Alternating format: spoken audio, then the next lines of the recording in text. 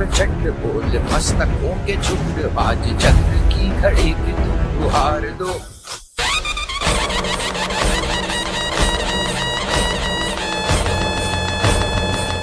अच्छा, प्रत्याशी गोविंद नगर विधानसभा में कैसा चाहते हैं? राजकुमार शुक्ला। अरे अभी राजकुमार शुक्ला की टिकट तो हुई नहीं है, मगर वो अच्छे प्रत्याशी हैं। कोई भी दागी नेता बीजेपी में हो, चाहे सपा में हो, चाहे बसपा में हो, शामिल नहीं होना चाहिए। स्वामी प्रसाद मौर्य दल बदलू आदमी है, ऐसे दल बदलू आदमी को टिकट मिलनी ही नहीं चाहिए, किसी भी दल को टिकट नहीं देनी चाहिए ऐसे आदमी को। लोगों के बीच रहता हो, हवाई नेता न हो, वैसा प्रत्याशी चाहते हैं। 2 साल में जितना विकास उन्होंने गोविंद नगर विधानसभा में किया है शायद ही किसी ने किया होगा, इसलिए हमारा प्रत्याशी सुरेंद्र मैथानी जी है। विकास के नाम पे केवल मेट्रो चल रही है, बसें चल रही हैं, और विकास के नाम पे क्या है? सेकुलर पार्टी जैसे कांग्रेस है, इस तरह की पार्टी की सरकार होनी चाहिए जो सबके बारे में सोचती है, तो बीजेपी चाहते हैं।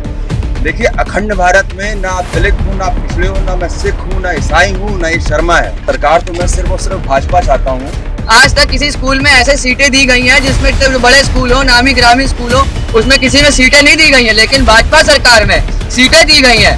राम मंदिर भारतीय जनता पार्टी का जो बड़ा से बड़ा नेता हो, वो अगर मंच पे आके कह दे कि राम मंदिर हमने बनवाया है कोर्ट के आदेश, या तो ये कह दे कि कोर्ट का आदेश हमने करवाया है, चाहे वो जेपी नड्डा हो या जो भी हो, या तो वो या खुले मंच में वो कह दे कि कोर्ट का आदेश हमने दबाव बना के कराया, या फिर वो तो कांग्रेस की रही ना 70 साल कांग्रेस ने, तो कांग्रेस ने क्या कर दिया?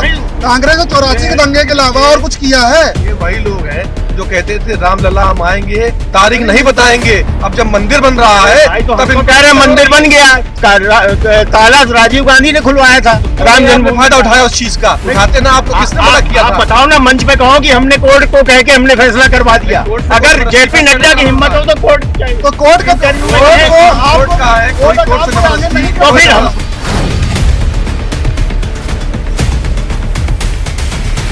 पूरा नाम सुरेंद्र मैथानी 2019 के उपचुनाव में 60,172 वोट पाकर यह गोविंद नगर विधानसभा का चुनाव जीते थे, परंतु इन्हें कड़ी टक्कर देते हुए करिश्मा ठाकुर कांग्रेस की दूसरे स्थान पर थीं। सुरेंद्र मैथानी 24 घंटे जनता के बीच रहते हैं, उनकी फरियाद सुनते हैं। अपने यहाँ इन्होंने एक जनता दर्शन कार्यालय भी बना रखा है, कभी भी यह अपने यहाँ से जनता को मायूस होकर जाने नहीं देते हैं। पूरा नाम करिश्मा ठाकुर 2019 के विधानसभा क्षेत्र में उपचुनाव के दौरान इन्होंने भारतीय जनता पार्टी के सुरेंद्र मैथानी को कड़ी टक्कर दी थी और यह दूसरे नंबर पर रही थी। इन्हें कुल मत 39,474 मिले थे। वर्तमान समय में गोविंद नगर विधानसभा से इन्होंने कांग्रेस से दावेदारी के लिए टिकट का आवेदन किया है। पूरा नाम राजकुमार शुक्ला, कांग्रेस से पीसीसी सदस्य हैं, कई श्रमिक संगठनों में मुख्य पदों पर आसीन रहे हैं। इन्होंने शुरुआत से जब से कांग्रेस ज्वाइन की तब से कांग्रेस छोड़ी नहीं। वर्तमान समय में इन्होंने भी कांग्रेस से टिकट विधानसभा गोविंद नगर के लिए मांगा है।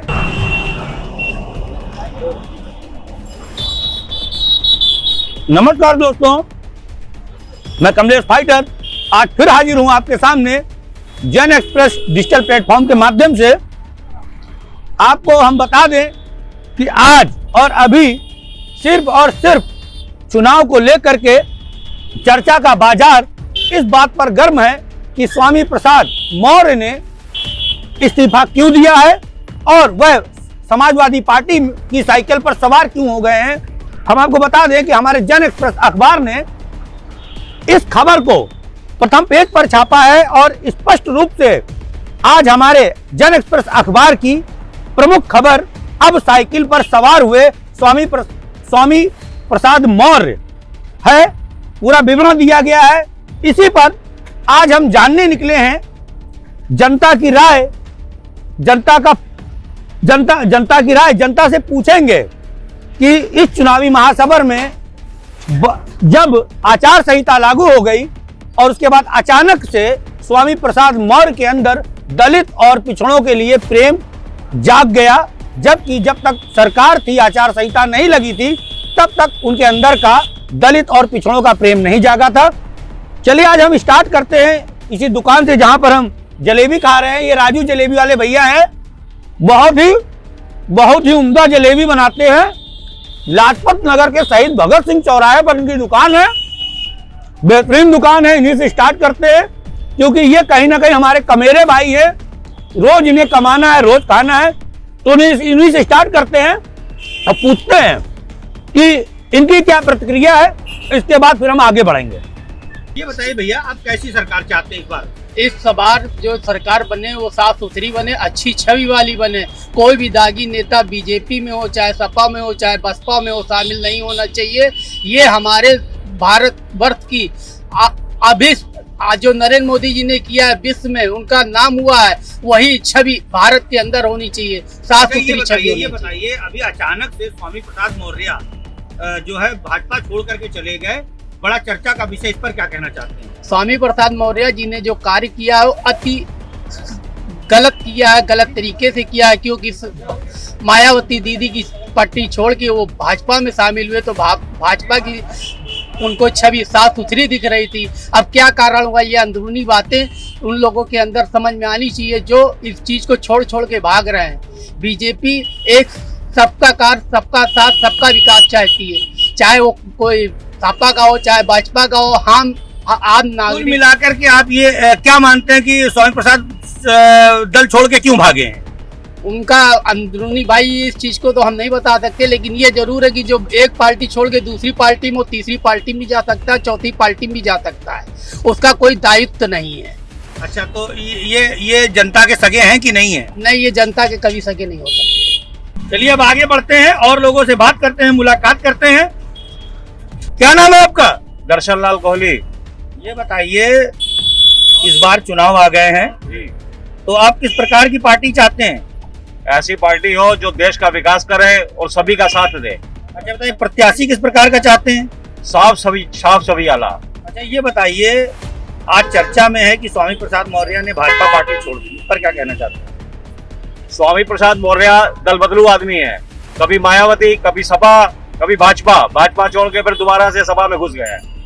ऐसे दल बदलू आदमी को टिकट मिलनी ही नहीं चाहिए, किसी भी दल को टिकट नहीं देनी चाहिए ऐसे आदमी को। बहुत बहुत धन्यवाद आपका। आइए अब आगे बढ़ते हैं। एक दुकानदार के पास चलते हैं, ये रोज की कमाने खाने वाले भैया, क्या नाम है आपका? अभिषेक निगम। ये बताइए कि किस प्रकार की पार्टी चाहते हैं इस बार? बढ़िया हो, सही हो, अच्छी हो, और सबको दे के चले। किस प्रकार का प्रत्याशी चाहते हैं? साफ सुथरा हो, बढ़िया हो। अच्छा ये बताइए कि आज चर्चा में है कि स्वामी प्रसाद मौर्य जो कद्दावर नेता थे भाजपा के, उन्होंने पार्टी छोड़ दी, उस पर क्या कहना है आपको? तो क्या कहना, आज कल वो किसी और पे थे, आज भाजपा छोड़ के सपा पे चले गए, तो वो बंदा क्या किस काम का है? अच्छा ये मानते हैं कि वो किसी काम के नहीं? किस काम के, जो आज यहाँ पे कल बसपा में, कल मायावती, किसी भी जा सकते हैं। इस दुकान पे एक बात अच्छी है कि डिजिटल इंडिया दिखाई दे रहा है। देखिए हम आपको दिखा दें, ये पेमेंट जो है डिजिटल इंडिया के माध्यम से, यानी कुल मिलाकर के इनका ये कहना है कि इन्हें वो पार्टी चाहिए जो स्वच्छ छवि की पार्टी हो और प्रत्याशी ऐसा चाहिए जो काम करा सके। चलिए आगे बढ़ते हैं और लोगों से मिलते हैं। इस समय हम खड़े हुए हैं गोविंद नगर विधानसभा के लाजपत नगर और लक्ष्मी रतन के बीच के बॉर्डर में। यहाँ काफी जनता उपस्थित है, इनसे बात करेंगे, इनसे पूछेंगे। और सिर्फ आज हमारी जो खबर का मुख्य उद्देश्य है वो जनता से जानना कि उन्हें सरकार कैसी चाहिए, उन्हें प्रत्याशी कैसा चाहिए। और इसके साथ ही साथ हम पूछेंगे कि जो स्वामी प्रसाद मौर्य ने अचानक से भाजपा छोड़ी है और उनका दलित और जो पिछड़ों के प्रति प्रेम जागा है, उस पर उनका क्या कहना है। चलिए सबसे पहले मुलाकात करते हैं। क्या नाम है आपका? अनुराग चौहान। अनुराग ये बताइए कि आप किस प्रकार का प्रत्याशी चाहते हैं? हम तो जो जमीन में रह के काम करता हो, लोगों के बीच रहता हो, हवाई नेता ना हो, वैसा प्रत्याशी चाहते हैं। अच्छा ये बताइए कि सरकार किस प्रकार की चाहते हैं? सरकार भी ऐसी चाहते हैं जो गरीबों की मदद करे, लोगों को काम आए, हवाई बातें ना करे, बड़े बड़े सपने दिखाए और लोग परेशान रहे, ऐसी सरकार नहीं चाहते। अच्छा किस प्रकार की पार्टी? सपा, बसपा, भाजपा, कांग्रेस, किस प्रकार की पार्टी? सेकुलर पार्टी जैसे कांग्रेस है, इस तरह की पार्टी की सरकार होनी चाहिए जो सबके बारे में सोचती है, सबका उद्धार करने का प्रयास करती है, किसी एक धर्म, अच्छा, किसी एक गोविंद नगर विधानसभा से कोई ऐसा प्रत्याशी, हालांकि हम आपको बता दें गोविंद नगर विधानसभा से अभी किसी भी प्रत्याशी की सीट पक्की नहीं हुई है, तय नहीं हुई है, फिर भी यहाँ कई आवेदक हैं अब देखते हैं कि जनता क्या किसके संबंध में मत देती है। आप किस पर, अगर कांग्रेस से कौन सा ऐसा प्रत्याशी आता है तो आप कांग्रेस से देखिए, ब्राह्मण प्रत्याशी गोविंद नगर के लिए उपयुक्त है, और उस ब्राह्मण कैंडिडेट में सबसे जो बेस्ट कैंडिडेट है वो राजकुमार शुक्ला है। ये जमीनी कार्यकर्ता है, लोगों के साथ जो है 20-25 साल से लोगों के साथ जुड़ के काम कर रहे हैं, उनका भला कर रहे हैं। तो हमारा तो यही है कि जो है इनके जैसे ही प्रत्याशी को होना चाहिए, राजकुमार शुक्ला। बहुत बहुत धन्यवाद आपका। और किसी से जुड़ेंगे, आइए।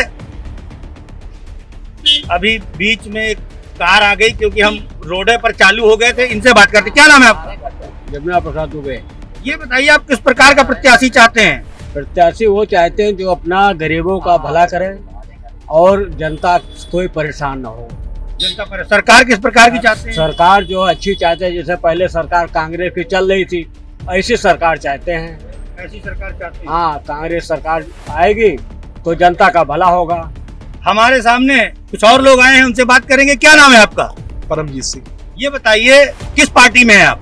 भारतीय जनता पार्टी। ये बताइए इस बार आप पार्टी बेस से हट जाएं, पार्टी स्तर पर हट जाएं, पता किस प्रकार की सरकार चाहते हैं आप? जो विकास करे और दंगे ना हो, इसी प्रकार की सरकार हम लोग चाहते हैं। अच्छा ये बताइए, अचानक से जो है आज हमारे अखबार की, हमारे जन एक्सप्रेस अखबार है, उसकी प्रमुख सुर्खी जो है वो ये है कि स्वामी प्रसाद मौर्य ने भाजपा छोड़ दी। तो क्या कारण था? क्या भाजपा उनको पसंद नहीं आई इसलिए छोड़ दिया? देखिए, भारतीय जनता पार्टी एक अच्छी नीतियों पे काम करने वाली सरकार है, और इस पे ये बहुत दिन तक, 5 साल तक ये रहे भी। हो सकता है कि इनको अंदेशा लग रहा हो कि इनको या इनके जो कुछ प्रिय लोग हैं उनका टिकट कटना हो आने वाले विधानसभा चुनाव में, तो इस वजह से ये नाराजगी करते हुए चले गए हों। और इनको ये पूरा अनुमान होगा कि हो सकता है कि भारतीय जनता पार्टी हमारा भी टिकट काट दे, तो इसको देखते हुए ये पहले से ही पार्टी को छोड़ के चले गए। अच्छा ये बताइए, इस बार जो है जनता का कहना है कि महंगाई बढ़ी है और बेरोजगारी बढ़ी है, इस पर आप क्या कहना चाहते हैं सरकार की ओर? देखिए, महंगाई तो एक ऐसा कारण है कि हर बार हर सरकार में बढ़ती आई है, ठीक है, और हम लोग तो इस चीज को इतना मुद्दा नहीं मानते हैं, क्योंकि ये तो रेगुलर में बढ़ती रहती है हमेशा ही। और सबसे बड़ी चीज, धारा 370 खत्म हुई, राम मंदिर बना, 500 साल से रुका हुआ काम, धारा 370 करीब 70-75 सालों से रुका हुआ था, ये सब हुआ। इस तरीके के काम हुए तो हम लोगों को इस महंगाई से कोई फर्क नहीं। अच्छा ये बताइए, आप सिख हैं, सिखों के लिए क्या किया भाजपा सरकार ने? सिखों के लिए बहुत कुछ किया है, क्या नहीं किया सिखों के लिए? आपसे पिछली सरकारों ने क्या कर दिया सिखों के लिए? सिखों के लिए जो सन 84 में जो कत्लेआम हुआ था, उसके लिए लोगों के लिए SIT घोषित करी और जो है सजा दिलाने का काम कर रही है भारतीय जनता पार्टी की सरकार। और हमारे योगी आदित्यनाथ जी जो मुख्यमंत्री हैं उत्तर प्रदेश के, हर 3 साल में से लगातार अपने आवास पर गुरु ग्रंथ साहिब जी को रख करके उनका कार्यक्रम कर रहे हैं। कभी गुरु तेग बहादुर साहब जी का, कभी 4 साहिबजादों का, कभी गुरु गोविंद सिंह जी का कार्यक्रम हर साल निरंतर हो रहे हैं। इससे पहले की सरकार केवल और केवल रोजा अवतार के अलावा और क्या करा करती थी, बताइए ना आप अपने आवास पर। आपका ये कहना है कि सपा सरकार सिर्फ रोजा अवतार करती थी? बिल्कुल, आज तक बताइए ना कभी हमारे धर्म को वहां पर जगह दी गई उनके आवास पे? कभी नहीं। अच्छा, एक और शख्स से हम जुड़ेंगे, किसी और से जुड़ेंगे। क्या नाम है आपका? प्रवीण कुमार त्रिवेदी। प्रवीण जी, ये बताइए आप किस प्रकार की सरकार चाहते हैं? तो बीजेपी चाहते हैं। ये बताइए, भाजपा सरकार चाहते हैं, लेकिन भाजपा सरकार के ऊपर आरोप है कि महंगाई बहुत है। देखो, महंगाई तो इसलिए बढ़ी, ये कोरोना काल में जिस तरीके से मोदी जी ने देश को संभाला है, और ये गरीब जनता जो है फुटपाथ से लेके और मतलब झोपड़पट्टियों तक वास कर रही है, इन सबको मुफ्त में जो राशन दिया है, अब ये राशन गवर्नमेंट अपने पास से थोड़ी देती है, तो जनता ही का पैसा जाता है। जनता ही का पैसा जो है हम लोगों को, का मतलब है अगर महंगाई बढ़ी तो जनता के पास राशन भी पहुंच रहा है, ये कहना चाहते हैं? नहीं, राशन क्या, सारी सुविधाएं पहुंची हैं। अगर इनकी जगह पे ये छोटे दिल वाले कोई भी बैठे होते तो शायद देश में अब तक बहुत मतलब बेरोजगारी भी बढ़ जाती। और हम और किसी एक से बात करेंगे। क्या नाम है आपका? राम प्रकाश। ये बताइए, किस प्रकार की पार्टी चाहते हैं इस बार उत्तर प्रदेश की सरकार? ये सरकार तो मैं ऐसी चाहता हूँ जो सबको लेके चले, गरीबों का साथ दे, विकास करे। यहाँ जब से विकास के नाम पे केवल मेट्रो चल रही है, बसें चल रही हैं, और विकास के नाम पे क्या है हमें तो नहीं दिखता। तो किस प्रकार की किस दल की सरकार चाहते, चलिए ये बता दीजिए। मैं ये चाहता हूँ कि सरकार कोई भी आए, जैसे कांग्रेस है, सपा की तो मैं बात नहीं करता, लेकिन अगर आती है तो जैसे चला रही है गवर्नमेंट, महंगाई बढ़ती जा रही है, गेहूं आटा बट रहा है, चावल बट रहा है, इससे क्या मतलब निकलता है। अच्छा ये बताइए, गोविंद नगर विधानसभा में हम खड़े हैं, यहाँ पर आप कौन सा प्रत्याशी कांग्रेस का चाहते हैं, ये बताइए। देखिए, कांग्रेस का प्रत्याशी जो हमारे बीच रहे, जमीन से जुड़ा हुआ हो, हम लोग के साथ चले, ऐसा प्रत्याशी हो। जी ठीक है, आइए एक और शख्स से जुड़ेंगे। क्या नाम है आपका? सुखदेव सिंह। आप किस प्रकार की सरकार चाहते हैं और किसकी सरकार चाहते हैं? हम तो बदलाव चाहते हैं सरकार। अच्छा, बदलाव चाहते हैं। बदलाव में किस सरकार को देखना चाहते हैं? कोई ना कोई एक सरकार तो होगी जो दलितों के, अगड़ों के, पिछड़ों की, गरीबों की सुनता हो, जो हर एक को बराबर न्याय देता हो, ऐसी सरकार चाहिए। ऐसी सरकार आपकी नजर में कौन है? हमारी समझ में तो बसपा ही है। अच्छा, बसपा है। अच्छा ये बताइए, प्रधानमंत्री मोदी जी ने और भाजपा ने राष्ट्रपति, जो सबसे बड़ा पद होता है देश का, उस पर एक दलित को बैठाला, तो उस पर आप क्या कहना चाहते हैं? कहने का मतलब ये नहीं कि एक दो चार जो आपने बैठा दिया शीश पर, बाकी नीचे जो फर्श में पड़ा हुआ है उसका ध्यान देने वाला चाहिए, वो दलित नहीं। ये बताइए, बहन मायावती जी की सरकार में SC/ST एक्ट को कमजोर कर दिया गया था और भाजपा पर एक टैग लगा हुआ है कि ब्राह्मणों की पार्टी है, परंतु जब भाजपा की सरकार आई तो SC/ST एक्ट को बहुत ही मजबूत कर दिया गया। आज कोई भी किसी भी जाति का व्यक्ति हो, अगर हरिजन एक्ट लगती है तो उसकी तत्काल गिरफ्तारी होती है। तो इस पर आप मायावती जी के लिए विशेष क्या कहना चाहेंगे? मायावती जी का लाइन ऑर्डर अच्छा था, तुरंत कार्रवाई होती थी। आज खाली नाम, लेकिन वो दलितों की हितैषी थी, दलितों की हितैषी थी, तो क्या उन्होंने दलितों के एक्ट को कमजोर क्यों किया, इतना बता दीजिए। कमजोर नहीं किया गया, कमजोर करा गया है। कैसे करा गया? करा गया है, कागजी कार्रवाई हुआ है कि हम ये कर रहे हैं, लेकिन जिनके पर बीत रही वो उनको कोई सुविधा नहीं मिल रही, ना उनका कोई न्याय मिल रहा है। अच्छा, न्याय नहीं मिल रहा। न्याय मिलता तो एक दलित बेटी उन्नाव में फूकी न जाती, उसके पीछे कार्रवाई बहुत अच्छी है। एक व्यक्ति विशेष के ऊपर जो है सारा दारो मदार है और दलित जलाया जा रहा है, पीटा जा रहा है, उत्पीड़न किया जा रहा है, कौन सी कार्रवाई हो रही है इसकी? बहुत धन्यवाद आपका। आइए और किसी से जुड़ेंगे। क्या नाम है आपका? नीरज गुप्ता।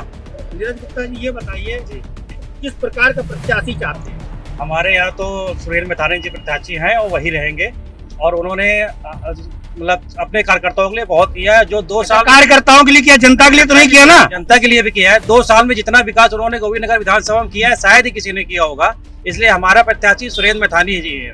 अच्छा ये बताइए, आपके प्रत्याशी सुरेंद्र मैथानी जी ने क्या विकास किया है? काफी विकास किया है, सड़कें बनवाई हैं, लोगों को, गरीबों के लिए जो बीमारी थी उनको लोगों को काफी पैसा दिलवाया उनके बीमारी के लिए। बाकी पूरे वार्ड में, पूरे विधानसभा में इन्होंने काफी विकास कराया है। चलिए और लोगों से जुड़ते हैं। आइए, क्या नाम है भैया आपका? असलम। असलम जी, ये बताइए, आप गोविंद नगर विधानसभा में किस प्रकार का प्रत्याशी चाहते हैं? राजकुमार शुक्ला। अरे राजकुमार शुक्ला किस पार्टी से हैं? कांग्रेस। अच्छा, कांग्रेस पार्टी से क्या अपेक्षा रखते हैं आप अगर उनकी सरकार बनती है? भैया वो हम लोग का आज से नहीं, हम 12 साल से उनसे जुड़े, उनको गरीबों की बहुत ही उन्होंने मदद करी है और लोगों को कोई भी जरूरत पड़ती है सामने खड़े हो जाते, कोई बात होती तो सामने आ जाते हैं। कांग्रेस पार्टी सामने खड़ी हो जाती है? नहीं, राजकुमार शुक्ला। अच्छा, राजकुमार शुक्ला कहाँ रहते हैं? राजकुमार शुक्ला यहीं रहते हैं, लक्ष्मी क्षेत्र में ही आपके रहते हैं? हाँ हाँ। अच्छा, तो आपका ये कहना है कि अगर राजकुमार शुक्ला, अभी उनको टिकट तो मिली नहीं है कांग्रेस से? मिलना तो कोशिश तो हम लोग कर ही रहे, मिल जाए, दुआ कर रहे हैं। आपसे जुड़ेंगे और किसी से जुड़ेंगे। अब क्या नाम है आपका? जी, मेरा नाम हनी भाटिया है। ये बताइए किस प्रकार की सरकार? सर, सरकार तो मैं सिर्फ और सिर्फ भाजपा चाहता हूँ, क्योंकि हमारे मोदी जी का सपना है अखंड भारत का। वो एक अखंड भारत बनाना चाहते हैं। और एक हमारे भाई साहब अभी आप जब पत्रकारिता कर रहे थे तो उन्होंने एक चीज बोली कि मैं दलित हूँ, मैं पिछड़ा हूँ। देखिए, अखंड भारत में ना आप दलित हूँ, ना आप पिछड़े हो, ना मैं सिख हूँ, ना ईसाई हूँ, ना ये शर्मा है। हम सबसे पहले एक अच्छे हिंदुस्तानी हैं और हिंदुस्तानी होने के बाद हम लोग दलित, हम लोग सरदार, हम लोग हिंदू, हम लोग मुस्लिम। चलिए, बहुत बहुत धन्यवाद आपका। आइए और लोगों से जुड़ते हैं। आइए कुछ ऐसे लोगों से जुड़ते हैं जो, दादा किस प्रकार की सरकार चाहते हो? अब वही सरकार चाहते हैं जो ये सब सुविधा दे रही है, तो इसी के साथ में 300 यूनिट बिजली फ्री है। अच्छा, क्या सुविधा दे रही है? राशन दे रही है, मकान दे रही है। अच्छा, वैसी सरकार चाहते हैं। हाँ, सेम कार्ड। प्रत्याशी कैसा चाहते हैं? प्रत्याशी वही है जो इसके साथ में 300 यूनिट का बिजली भी थे। अच्छा, ऐसा सरकार चाहते हैं, ऐसी सरकार चाहते हैं। और इनसे बात करते हैं।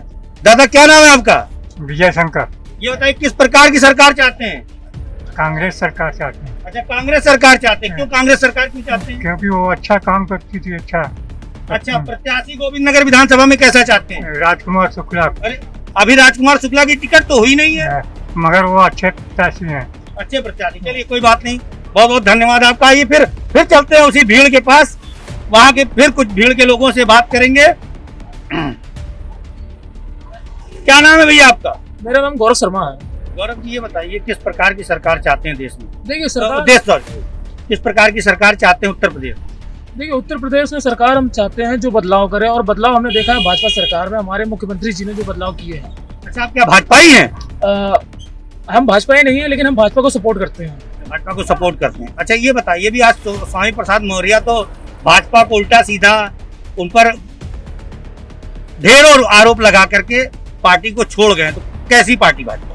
देखिए, उनकी जो नीति थी, अगर उनको छोड़ना था तो कुछ समय पहले छोड़ते हैं। तो लेकिन और देखा जाए तो वो आए भी उस पार्टी से ही थे पहले, जो जिनका काम था केवल दूसरों को पकड़ के मतलब नोचना और उनकी चीजों पर अपना अधिकार जमाना। तो अगर वो इस पार्टी भाजपा को छोड़ करके दूसरी पार्टी में जाते हैं, इसमें कोई आश्चर्य करने वाली बात नहीं है। अच्छा, बहुत धन्यवाद आपका। आइए फिर से हम एक शख्स से जुड़ते हैं, पहले भी हम जुड़े थे, इनसे जुड़ते हैं। क्या हम आपसे फिर पूछते हैं, ये बताइए, जो ये स्वामी प्रसाद मौर्य पार्टी छोड़ करके गए, इस पर क्या कहना चाहते हैं? देखिए, स्वामी प्रसाद मौर्य जो है पार्टी में कुछ अपने मतलब मंत्री रहते हुए, कैबिनेट मंत्री रहते हुए अपने मन से कोई काम नहीं कर पा रहे थे। ये व्यथा उन्होंने टीवी चैनलों पे भी बताई है। जब आप किसी को काम ही नहीं करने दोगे, वो जिस लिए आए थे उनका उद्देश्य ही नहीं पूरा हो रहा है, तो वो पार्टी छोड़ गए। और दूसरा ये है कि ये हवाई बातों वाली पार्टी है। 370 इन्होंने हटा दिया कश्मीर से। आप यहाँ पे कोई भी बैठा हो, आसपास दूर दराज, किसी आदमी से पूछ लिया कि 370 हटने से उसको क्या फायदा हुआ? फायदा तो नहीं हुआ। 370 हटा के वाहवाही लूट के 100 रुपए किलो तेल जो बिकता था, 370 की बात आपने कही थी। ये बताइए, इनका कहना है कि 370 हटा करके सिर्फ वाहवाही लूटी, इस पर आप क्या कहना है? भाई साहब, इनसे पूछ ले, नुकसान क्या हुआ? अच्छा, 370 हटने से नुकसान यह हुआ कि उसको लागू करके वाहवाही लूट के और 200 रुपए कड़वा तेल बिकवा दिया इन्होंने। अच्छा, ये बताइए, इनका तो ये भी कहना था कि राम मंदिर बना था। राम मंदिर भारतीय जनता पार्टी का जो बड़ा से बड़ा नेता हो, वो अगर मंच पे आके कह दे कि राम मंदिर हमने बनवाया है कोर्ट के आदेश, या तो ये कह दे कि कोर्ट का आदेश हमने करवाया है, चाहे वो जेपी नड्डा हो या जो भी हो, या तो वो या खुले मंच में वो कहते कि कोर्ट का आदेश हमने दबाव बना के कराया है, या फिर वो तो कांग्रेस की रही ना 70 साल कांग्रेस ने, तो कांग्रेस ने क्या कर दिया? कांग्रेस ने 84 के दंगे के अलावा और कुछ किया है? ये वही लोग हैं जो कहते थे रामलला हम आएंगे, तारीख नहीं बताएंगे। अब जब मंदिर बन रहा है तो तब इनको कह रहे मंदिर बन गया। ताला राजीव गांधी ने खुलवाया था। राम जन्म फायदा उठाया उस चीज का? उठाते ना आप लोग, किसने मना किया? आप बताओ ना, मंच पे कहो कि हमने कोर्ट को कह के हमने फैसला करवा दिया। अगर जेपी नड्डा की हिम्मत हो तो कोर्ट का है, फिर तो वही तो हम कह रहे हैं कि भारतीय जनता पार्टी ने नहीं बनवाया, कोर्ट ने आदेश। आप ये बताइए, जब सरकार जिस सरकार की है उसी सरकार को माना जाएगा, जब अखिलेश ताला तोड़ा है। अब फिर वही बात कर रहे हो ना, आप कोर्ट का आदेश सरकार ने करा है। आप उस चीज को आप छोड़ो, आपके जो राष्ट्रीय अध्यक्ष हो वो अगर टीवी चैनल पे आके कह दें, आपकी सरकार ना, सुनिए, कांग्रेस ने आप मानते हैं भारत देश की सरकार है, कांग्रेस तो 30 साल से है ही नहीं। हम लोग जब से हम लोग ने हो संभाला, वीर सावरकर को कांग्रेस कुछ नहीं मानती है। जिनको काला पानी की सजा मिली, जिन्होंने आजादी की लड़ाई में वो भी शामिल थे। वो अगर क्या इतिहास मालूम है? केवल आज के समय में व्हाट्सएप ज्ञान ही बट रहा है, बाकी सरकार किसी को ज्ञान नहीं है। हम लोग मंदिर जो बन रहा है, ये व्हाट्सएप ज्ञान से नहीं बट रहा भाई साहब। मंदिर जो बन मंदिर रहा तो है, कोर्ट ने बनवा दिया। अगर नहीं है तो इनके राष्ट्रीय अध्यक्ष टीवी पे आके कह दे कि हमने जो है फैसला करवा दिया। 70 साल में आपने क्यों नहीं बताया? कोर्ट ने तारीख दी है बनवाने की, तो तारीख आप कहो ना कि हमने कोर्ट से आदेश करवा दिया। कोर्ट ने आदेश। थोड़ी देर के लिए विराम देते हैं, आइए। बीच चौराहे चुनावी जंग छिड़ चुकी थी, हम किनारे आ गए। फिर से बात करेंगे, जैसा कि हम आपको बता रहे हैं, यहाँ पे कुछ कांग्रेसी हैं, कुछ भाजपाई हैं, कुछ बसपाई हैं, सब अपने अपने दलों की विशेषता बता रहे हैं। परंतु सबसे बड़ा जो मुद्दा था वो था राम मंदिर पर और 370 पर। अब जैसा कि हम आपको बताएं, इस समय आप ये बताइए, लोगों का ये कहना 370 हटाने से कोई लाभ नहीं मिला है जनता को। आप बताएंगे कोई लाभ मिला 370 हटाने से? लाभ क्यों नहीं मिला? जो वहाँ की जो जनता थी, पहले वहाँ कई लोग जैसे जमीन खरीद सकते थे, वहाँ बेच सकते थे, ये सब वहीं के लिए था। अभी कोई भी, चाहे वो कानपुर का हो। क्या आपने जमीन ली? आपकी किसी मिलने वाले ने कश्मीर में जमीन ली? 370 हटने के बाद कितने लोगों के अलॉट किया गया प्लॉट, जरा बताएंगे कितने लोग? आज तक ये कोई बता दे। क्या आप रहिए ना, आप लीजिए। पहले तो ये होता था वहाँ की लड़की लाना कुछ और होता अब था। आतंकवाद खत्म हो गया। एक मिनट, इनका कहना है कि क्या आतंकवाद खत्म हो गया, इस पर आप क्या कहेंगे? बिल्कुल खत्म हो गया आतंकवाद, बिल्कुल खत्म हो गया। आज पहले जैसे नहीं रहा आतंकवाद। आज दिन जवान मारे जा रहे हैं, 5 साल में, पिछले 5 साल में ये क्या एक हजार में जवान नहीं मरे थे सेना के, उससे ज्यादा इन 5 सालों में 10 सर लिए जाएंगे। एक मौलाना बोल रहा था कि 370 हटेगी तो खून की नदियां बह जाएंगी। क्या एक बूंद खून बहा? क्या वो मौलाना इन्हीं का आदमी है, पेड आदमी है वो। खून बह रहे, एक जवान मरता है, इन्होंने कहा 10 सिर लाएंगे। या 10 जवान मरता है, एक आतंकवादी नहीं मरता। घुस करके सर्जिकल स्ट्राइक करने वाली भारतीय जनता पार्टी है, और कोई ताकत नहीं थी जो कर सकती थी। चीन जैसा देश भी हारी मान गया। चीन जैसा देश भी नरेंद्र मोदी जी के सामने घुटने टेक गया। डोकलाम तक पहुंच चुका है, इतना हार माना है कि वो आज डोकलाम और भारत के अंदर में गांव बना दिया उसने, और ये व्हाट्सएप पे पढ़ के जो बताते रहे। अभिनंदन भाई साहब, अभिनंदन गया, 2 दिन में लौटा, टेढ़ी आंखों से देखा, पाकिस्तान बता के लेकर। ये बताओ 70 सालों में कितने अभिनंदन गए हैं? अभिनंदन गया क्यों? अभिनंदन गया क्यों? पैसे सब कुछ सही चल रहा था, बांग्लादेश बना दिया हमने पूरा, पाकिस्तान तोड़ के। पाकिस्तान अपनी लाइन पे पाकिस्तान कांग्रेसी है टोटल पाकिस्तानी है। पीएम मोदी के साथ क्या हुआ? कांग्रेस पाकिस्तान के टुकड़े कर दिए। इस देश को का जो विभाजन किया है वो किस पार्टी ने किया? सबसे पहले जब देश स्वतंत्र हुआ, उसके बाद में पार्टी ही कांग्रेस थी। मानते ने विभाजन किया है, पार्टी वही थी तो मानते ने विभाजन किया था। जब विभाजन किया था तब जो है पाकिस्तान मतलब जो है था तो हमारा ही देश का अभिनंदन। एक ही बात है बांटने की, ये पंजाब में जाएंगे तो हिंदू और सिख को बांटेंगे, देश में आएंगे ये काम आप कर रहे हैं, किसानों का नाजायज फायदा उठा रहे हैं। इनका काम केवल बांट के राज करना है। और बाकी विकास की बात है, मेट्रो बता रहे हैं कि 1.5 साल में बना दी। भाई साहब, इनकी सरकार आने से पहले मेट्रो का काम शुरू हो गया था, यार्ड बन चुका था, काम शुरू हो गया था, और काम आके रोक दिया। अब ये तो भाई साहब, जिनके ये काम थे वो आकर के इस सरकार का धन्यवाद कर देना कि हाँ, भारतीय जनता पार्टी ने हमारे कामों को आगे बढ़ाया। मैं बहुत बहुत धन्यवाद करता हूँ, आभारी हूँ भारतीय जनता पार्टी का। कोई नहीं करता, भाजपा सरकार लेकर भाजपा सरकार। लंबा राष्ट्रीय मार्ग आज दिन तक किसी भी पार्टी ने कभी बनाया है? इसके गड्ढे हमेशा रहे हैं। ये भी काम, इतना लंबा राष्ट्रीय मार्ग जो है वो भी बीजेपी कर रही है। गड्ढे अगर देखना तो अभी प्रधानमंत्री जी हमारे यहाँ कानपुर आए वे और कानपुर से लखनऊ जाते समय उस गड्ढे हिचकोले वो खा चुके हैं जो कांग्रेस ने बनाए। उत्तर प्रदेश की तरफ बढ़ रहा है, और प्रदेश के अंदर 5 एक्सप्रेस वे हो रहे हैं, और मेट्रो शहर आज 5-6 मेट्रो शहर हो चुके हैं उत्तर प्रदेश के अंदर। ऐसा क्या नाम है आपका? वीरेंद्र कुमार शुक्ला। ये बताइए, आप किस प्रकार का यहाँ पे गोविंद नगर विधानसभा में प्रत्याशी चाहते हैं? ये तो उनका मत तय करना, हमारा काम ये काम नहीं है। अच्छा, ये मेरा सरकार किस प्रकार की चाहते हैं? सरकार जैसी चल रही वैसी चाहते हैं। बहुत बहुत धन्यवाद। ये बताइए, आप आने पर जैसी चल रही वैसी हो, जैसी चल रही वैसी हो। ठीक है, बहुत बहुत धन्यवाद। क्या नाम है? विजय नाम है। इस सरकार में एक सबसे बढ़िया चीज भी ये भी हुई है कि राइट टू एजुकेशन, जो बच्चों के लिए पढ़ाई भी होती है, उसमें भी सरकार ने काम किया है। मेरा खुद का बच्चा इसी सामने स्कूल में पढ़ रहा है, जिसको प्रेप से लेके 8वीं तक की बिल्कुल फ्री पढ़ाई दी गई है। साथ में 5,000 रुपया हर साल मेरे अकाउंट में आता है, जिससे कि बच्चों की कॉपी किताबें। तो ये आज तक किसी सरकार ने नहीं हुआ। बताइए, कोरोना काल में सरकार ने क्या फीस माफ की? कोरोना काल में क्या सरकार ने फीस माफ नहीं की, उसका में इतना नहीं है, लेकिन उन्होंने राइट टू एजुकेशन को तो बढ़ावा दिया। आज तक किसी सरकार में राइट टू एजुकेशन को बढ़ावा दिया गया, किसी को सरकार में बच्चों की पढ़ाई का ध्यान दिया गया? आज हर एक बंदा ये कह रहा है कि बच्चा हमारा पढ़ रहा है कि कहीं डीपीएस जयपुरिया में, खाली एक ही स्कूल की बात नहीं कर रहा हूँ, जितने बड़े बड़े स्कूल हैं मैं उनकी बात कर रहा हूँ, उसमें भी सीटें दी गई। आज तक किसी स्कूल में ऐसे सीटें दी गई हैं जिसमें इतने बड़े स्कूल हो, नामी ग्रामीण स्कूल हो, उसमें किसी में सीटें नहीं दी गई हैं, लेकिन भाजपा सरकार में सीटें दी गई हैं और उसके साथ कई चीजों में बदलाव भी किया गया। तो ऐसा नहीं होता कि ये बताइए, ठीक है, भाजपा सरकार में कोरोना काल में, मैं भी लोकल का हूँ, क्या कोरोना काल में भाजपा सरकार ने लोगों की तकलीफ को देखते हुए फीस माफी क्यों नहीं की?